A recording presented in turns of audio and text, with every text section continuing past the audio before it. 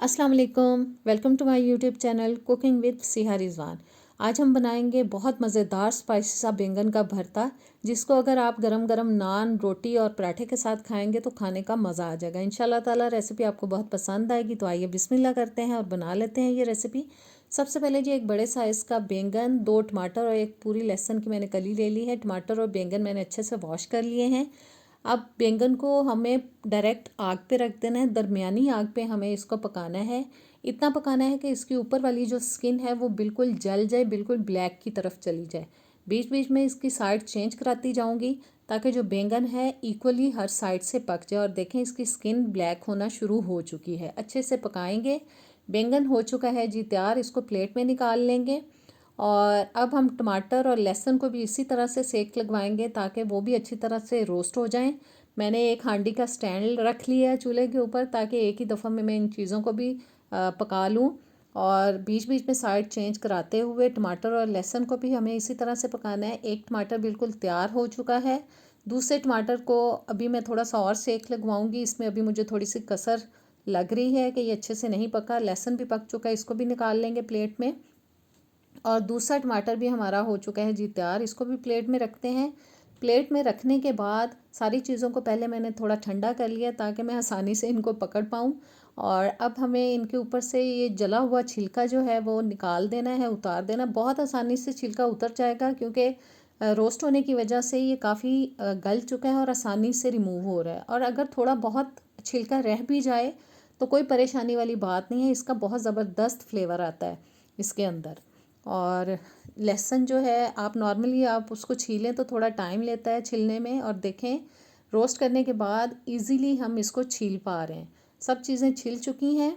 और अब मैंने ले लिया है जी हैंड चॉपर। आप नॉर्मल इलेक्ट्रिक चॉपर में भी इसको चॉप कर सकते हैं और इसको मैश भी कर सकते हैं मैशर की मदद से। और बैंगन मैंने डाल दिया है चॉपर के अंदर। अब इसको हमें चॉप कर लेना है, ब्लेंड नहीं करना। ब्लेंड करने से बहुत ही ये पिस जाता है, बारीक हो जाता है और वो टेक्सचर इसका अच्छा नहीं रहता। इसलिए चॉप ही कर लें, हाथों से कर लें, मैशर की मदद से मैश कर लें या चॉपर में डाल के चॉप कर लें। अब इसको प्लेट में निकाल लेंगे। और इसी तरह से अब हम टमाटर और लहसुन को डाल देंगे चॉपर के अंदर। टमाटर डालने के बाद अब लहसुन को भी हम डालेंगे इसके अंदर। और इन चीज़ों को भी हमें अच्छे से चॉप कर लेना है। और हाथ मेरे बहुत गंदे हो चुके हैं चलें कोई बात नहीं, वॉश कर लूँगी बाद में। और अच्छी तरह से सारी चीज़ें हो चुकी हैं जी चॉप, इसको भी हम प्लेट में निकाल लेंगे। और अब एक पैन में डालेंगे 1/4 कप कुकिंग ऑयल। साथ ही हम डाल देंगे 1 टीस्पून साबुत ज़ीरा, 2 से 3 बारीक कटी हुई हरी मिर्चें और चंद डालेंगे इसके अंदर कड़ी पत्ता। और अब इसको हमें तकरीबन 20-30 सेकंड के लिए पकाना है। इनको सौते करना है थोड़ा सा हिलाते हुए, बस हिलाते हुए हमें इनको पका लेना है तकरीबन आधे मिनट के लिए। और थोड़ा पका लेने के बाद तमाम चीज़ों को अब हम इसके अंदर डालेंगे जी प्याज, जो कि मैंने एक छोटे साइज़ का ही लिया था, उसको मैं चॉप करके डाल रही हूँ। और प्याज को अब हमें इतना पकाना है कि ये थोड़ा सा सॉफ्ट हो जाए, इसके अंदर कलर नहीं लेके आना, बस हल्का सा सॉफ्ट होने तक चम्मच चलाते हुए दरमियानी आंच पे हम प्याज को भी पका लेंगे।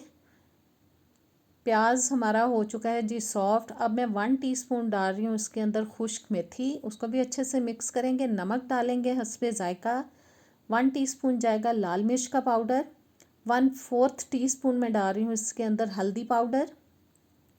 1 टीस्पून जाएगा सूखा धनिया पाउडर। अच्छे से मिक्स करेंगे। और 1 टीस्पून अब मैं डाल रही हूँ जी कश्मीरी लाल मिर्च का पाउडर, जिससे इसका कलर बहुत ज़बरदस्त हो जाएगा। 1/4 कप तकरीबन मैंने ले लिए हैं उबले हुए मटर। और तमाम चीज़ें डालने के बाद अच्छे से मिक्स किया है। और अब मैं डाल रही हूँ इसके अंदर टमाटर और लहसुन। इनको भी अच्छी तरह से हमें हिला देना है, मिक्स कर देना है। और मिक्स करने के बाद अब हम ऊपर से इसको कवर करके पकाएंगे तकरीबन 5 मिनट के लिए हल्की आंच पे, ताकि टमाटर जो हैं वो अच्छे से गल जाएं। और 5 मिनट मैंने ढक के पकाया है। टमाटर काफ़ी सॉफ्ट हो चुके हैं, गल चुके हैं। 2-3 मिनट के लिए अब मैं अच्छी तरह से मटर और मसाले को भून लूँगी।